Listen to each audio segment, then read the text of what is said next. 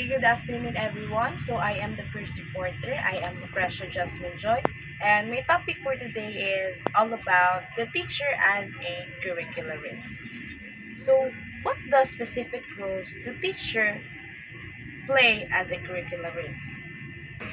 So are you aware that the teacher's role in school is very complex? Teachers do a series interrelated actions about curriculum, instructions, assessment, evaluation, and learning. A classroom teacher is involved with curriculum continuously all day, but teacher is very seldom to be called as curricularist. So let's define what is curricularist. Curricularist. Well, according to Hayes in 1981, Ornstein and Hanskin in 2004, and Hewitt in 2006, that curricularists describe a professional who is a curriculum specialist. So what is a curriculum specialist? A curriculum specialist, it is a team of educators striving to deliver a quality education to all students. So it is something like we could say, just like for example a teacher, we could say that he is a curricularist or a curriculum specialist if she or he itself is knowledgeable about what he will aim to teach for her student. So to elaborate,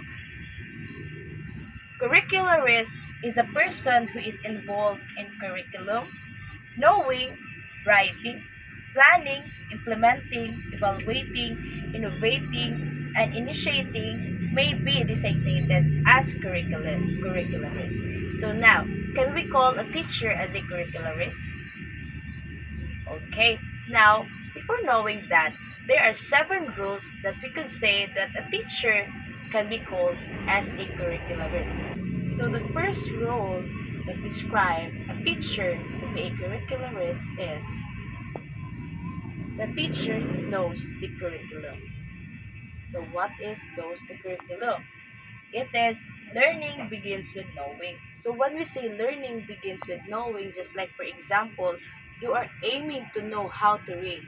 By that, you have to start first with recognizing the letters, the sound, before combining them, combining the letters and to create a word, and also by that you could learn how to read it right. And the teacher as a learner starts with knowing about the curriculum, the subject matter or the content, and by those the curriculum itself, the teacher should be knowledgeable of the curriculum. The teacher should know what he or she will going to teach towards his student, because the main focus of this first rule is that it is the mastery of the subject matter itself. There's a second rule that could describe also as a curricularist, and that is writes the curriculum. So writes the curriculum, a classroom teacher takes record of knowledge concepts, subject matter, or content. The teacher organize your standards based on the topics and timeline. This need to be written or preserved. The teacher write books, modules, laboratory manuals, instructional guides, and reference materials in a paper or electronic media as a curriculum writer or reviewer.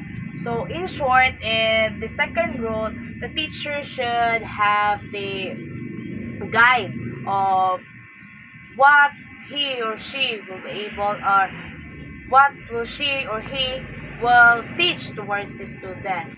And the teacher write the lesson to provide comprehensive student learning experiences. And the third role is plans the curriculum.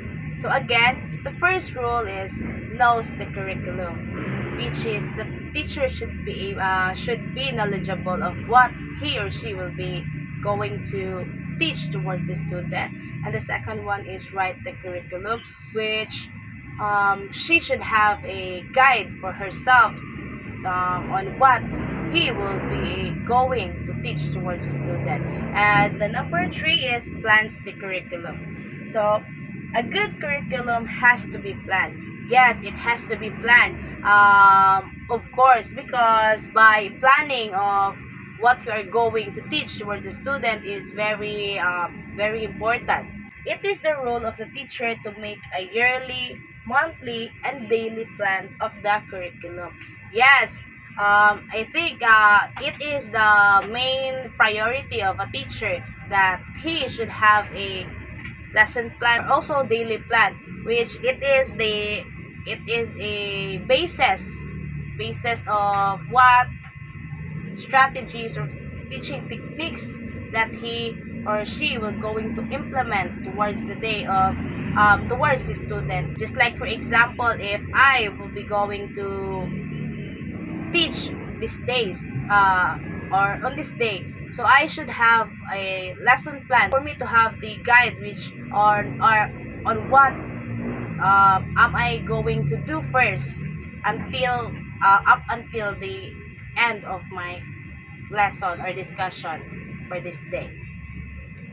The factors include the learners, the support material, time, subject matter, or content, the desired outcomes, and the context of the learners, among others.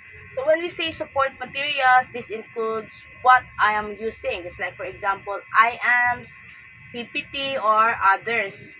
And time. So if I myself will be given a time, it should be if just like for example, just like when you're doing a demonstration, which the time allotment is 1 hour, then or yes 1 hour, then you have to end your discussion or your lesson in just 1 hour because there's a time allotment. And the subject matter or the content, yes, also in plans the curriculum, you have to master your lesson plan, and in short it could be called as a planner.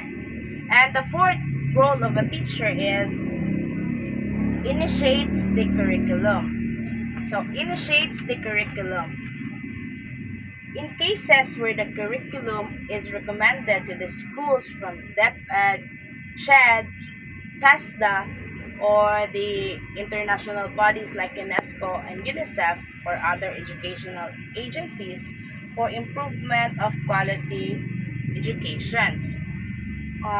The teacher is obliged to implement it.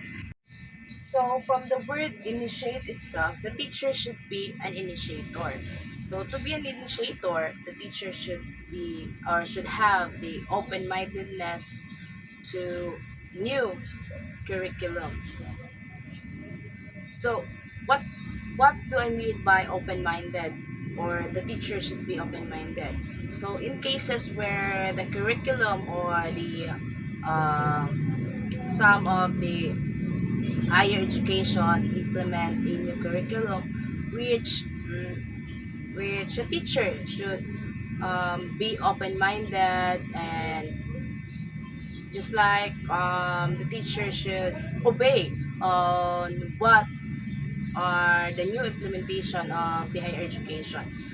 The teacher should have the belief that a curriculum enhances new learning. Just like for example on what happened in the year I think 2018, which is the start of K to 12. By opening that new curriculum, the teacher should be or should have the open-mindedness, which why the higher education implemented the K to 12, or why should they open it if there is a normal class, which is the first year, second year, third year, just like that.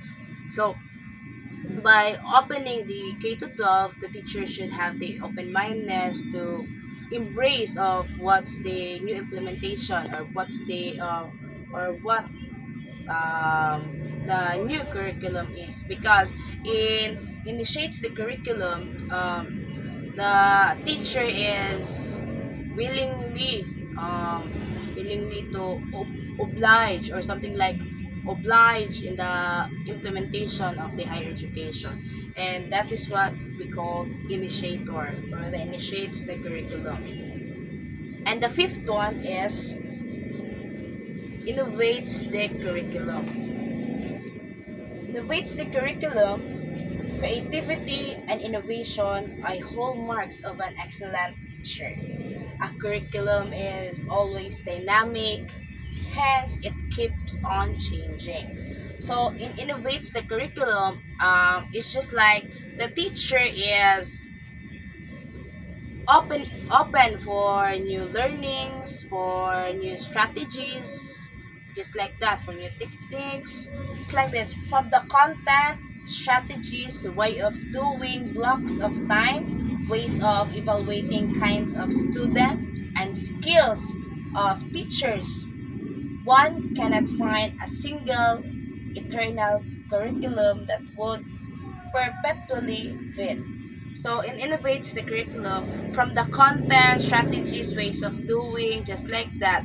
It is the main thing that the teacher should do, or adopt, because we cannot say that what we teach, just like for example, I am doing a demonstration. I mean, when we discuss or have these techniques being implemented or being shown towards the student, we cannot say that it should it should not change for the next day, because we cannot say who are your students, what are the place you are in, because how about the location or the situation of the students you are going to be teaching with. So we as a teacher should be flexible enough to adapt changes and innovate new things, new learning strategies and techniques, and etc. And that is what we call innovator, or innovates the curriculum. And the sixth one is implements the curriculum. Implements the curriculum that remains recommended or written will never serve its purpose. So what do you mean by that? If the higher education recommended something, just like for example, multiplication in elementary. So in multiplication, the dep ed recommended that subject matter. So the sixth role of teacher that described to be a curricularist is implements the curriculum. So implements the curriculum that remains recommended or written will never serve its purpose. Will never serve its purpose. So if the DepEd or the CHED recommended a subject matter that is needed to be teach towards a student, then as a teacher, you have to give life to that subject matter itself. It is her we're teaching as a science and as an art will be observed. Something like you will be implementing new strategies, also techniques that never been seen, or something like it's not never been seen, but something like, as I mentioned, I think I did mention or not, but the heart of the schooling is the curriculum. So when we say the heart of schooling is the curriculum, it means that I think more of a knowledge starts in school or in the curriculum. So, and by that, the teacher becomes implementer. It is her when all the elements of the curriculum will come into play. The success of the recommended, well-written, and planned curriculum depends on the implementation. So, it means you as a teacher is knowledgeable and also have the guide, which is as a writer, if you are a knower, writer, a planner, initiator, and innovator, then You can also be an implementer, which an implementer that gives life to the curriculum plan. So if you have the lesson plan itself, then how would you bring life to that? If you as a teacher does not adapt to new learnings, will not indulge to what's new or something like, just like for example, if I am going to have a discussion or demonstration, then how could I properly master that, how could I properly master my lesson plan if I will not give my best to implement it towards my student. So the last role that the teacher described to be a curricularist is evaluates the curriculum. So when we say evaluates, in this last role of no described as a teacher to be curricularist is this is the part where we are going to question if how can one determine if the desired learning outcomes has been achieved? Is the curriculum working? Does it bring desired result? What do outcomes reveal? Are the learners achieving? Are there some practices that should be modified? Should the curriculum be modified, terminated, or continued? So in this role, this is the area which we're going to evaluate, from the word itself, evaluate. We're going to evaluate or ask to question if our student really understand our subject matter, if they really if they gain knowledge, teaching strategy itself is good enough. When we say if some practices should be modified, should the curriculum be terminated or continued? So when we say terminated, should be something like cancel or exclude in way of teaching of a teacher. By the 7 rules of curriculum, this is the guide where we could say that a teacher can be called as a curricularist. So first one, the teacher knows the curriculum, which the teacher itself is knowledgeable enough to teach student, or to knowledgeable enough to carrying herself to teach.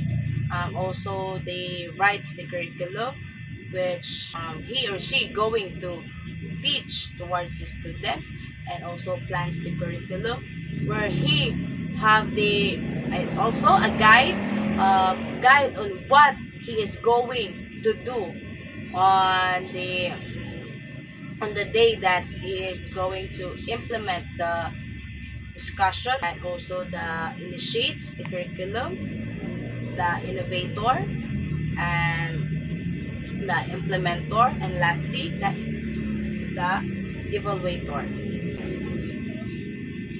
The 7 different roles are those which a responsible teacher does in a classroom every day. Doing this multifaceted work qualifies a teacher to be a curricularist. So we should not forget that the teacher is also a curricularist, because we know that the teacher can be a counselor. So by that, and also in this topic, we could say that a teacher could be called as a curricularist if she or he possesses the 7 roles of the curriculum. And that's all for my report, and thank you.